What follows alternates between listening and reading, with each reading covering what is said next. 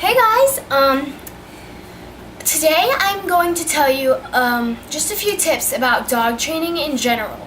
I've been in training for 3 years with AJ. I know what I'm talking about, so you can trust me. First thing I'm going to start with is choke collars. Now, as I just said, I've been training for 3 years, and I started using these probably a few months, maybe like 5 months after I started training. And that is because when you're first starting out with a choke collar and you just buy one at the store, don't use it. I mean, you should go surfing around the web a little bit to figure out how to use it. And I can tell you the best I can through a video how to use it. First thing you want to make sure of is that you put it on right. There is a wrong way to put one of these things on. So you want to make a P. I know that's backwards to use, so you want to make a P with it, and then you put it on the dog like a P. And that is because the dog is always to be on your left side, right here, so that allows that to be perfect. So yeah, that's a P. The only reason you use choke collars is not for the pain and the little shock, I guess, that they get. It's for this rasping sound. And that rasping sounds help, it's kind of like a clicker. If you were to use a clicker in training, that lets them know when they did something wrong. You use quick little jerks when they do something wrong. Just quick little jerks. They come in all different sizes for all different sized dogs. And the way when I started training, I had no idea how to put this together. I was really stupid back then. But you just take a little bit of it, stick it through the loop, and then pull it through. So yeah. And then with a lead, which is a leash, you just stick it on like that. That's pretty obvious, I guess.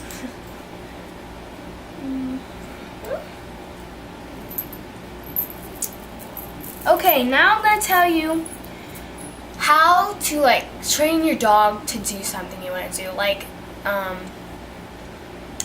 Say you wanted them to stop barking when someone came to the door.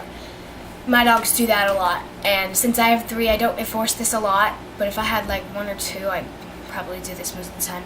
Anyways, you should always have a crate for your dog. I have 3 crates because I have 3 dogs, and when someone comes to the door, the dog's barking and getting all over them, what you do is you put your dog in the crate and you shut it and put a towel or a blanket over it. The dog won't like that.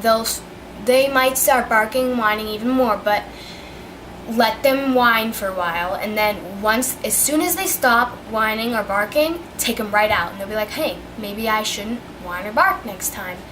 And then when they don't whine or bark, you're gonna have to do that quite a few times before they actually learn. But once they don't whine and bark, you have no problem. When you are teaching your dog to do just a random trick you want them to do, you have to use a very firm voice. You have to repetitively do it, and if your dog doesn't respond to things, like what I'm telling you, might not work for all of you. I mean, if it doesn't work, then go find another video. Find something new to do. Because, it's not going to work with every dog, and there are lots more techniques that I could tell you in hours and hours long. This is just a quick video that I'm trying to make really quick. Now, I'll tell you about the confusion of the words down and off, okay? When you're teaching your dog to lay down, you don't say lay down. One word commands, so you say down and touch the ground. And then there's off. When your dog jumps up on you, everyone says down, but don't do that, because that's how you get your dog confused. You're saying down, down, get off of me, and then they're like, wait, I thought that was for me when I'm supposed to lay down.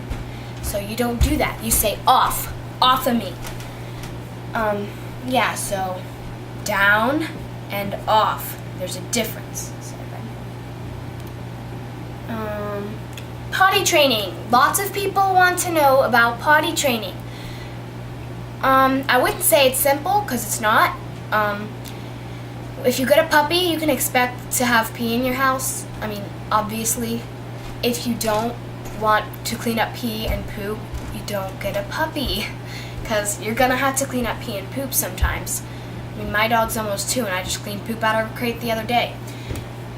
But what you want to do, if you asked a veterinarian about how to train your puppy, they would not suggest puppy pads. They don't like puppy pads, and neither do I. I mean, you're putting a puppy pad in your house, and that's basically training the dog that it's okay to go in the house as long as there's a puppy pad there. So if you put a blanket on the ground or something once they're potty trained, they would go on the blanket. I mean, they might. But that's just a bad idea.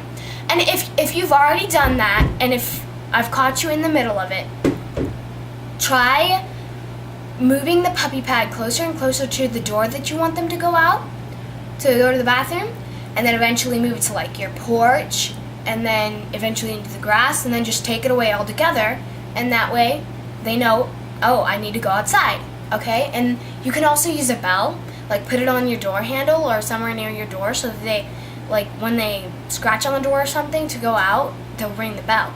And then you can hear them and you'll know, hey, I better go let them out.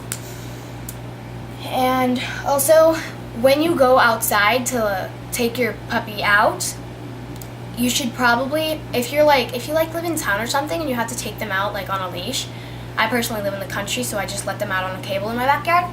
But if you have to take them out, I would make like a command. My trainer, she whistles. When she wants her dogs to go potty, she whistles, and they go to the bathroom. Otherwise, they get really upset if they like go in the house or something. But yeah, so commands. Think of a command. When I tell my dogs to go to the bathroom, I say go potty, potty, and keep them on a regular schedule. If you wake up in the morning, say I woke up at like 9, let them out at 9 or like 9:30, so that they know this is when I need to go to the bathroom. I need to hold it until then, and I can't let it out after then. And then, you know, keep a regular schedule going through the day, like then maybe like 10. I don't want to list all those times for you. A few other little bits of tips. When you are training, do not have your hair down, because like I have bangs and they're on my left side, so if I go up to reach and pull those back, it's giving the dog a command, and you don't want that. That's like, you know, that could be sit or jump or anything like that, and you don't want that. Also, you need to use good posture. If you're walking away from your dog to down them while you're downing them, and you stay there for 3 minutes like in competition, stand there as military as possible and don't move, because chances are if you don't move, they won't move. Okay, so that's pretty much all I have to say for right now. If you have anything that you want me to tell you, want me to give you advice on, then let me know in the comments, and I will do that. In my next video, or some time here, I will be teaching you about obedience, showmanship, and grooming in competitions. So yeah, I'll be teaching you about that. Okay, thanks for watching. Hope you liked it. Bye.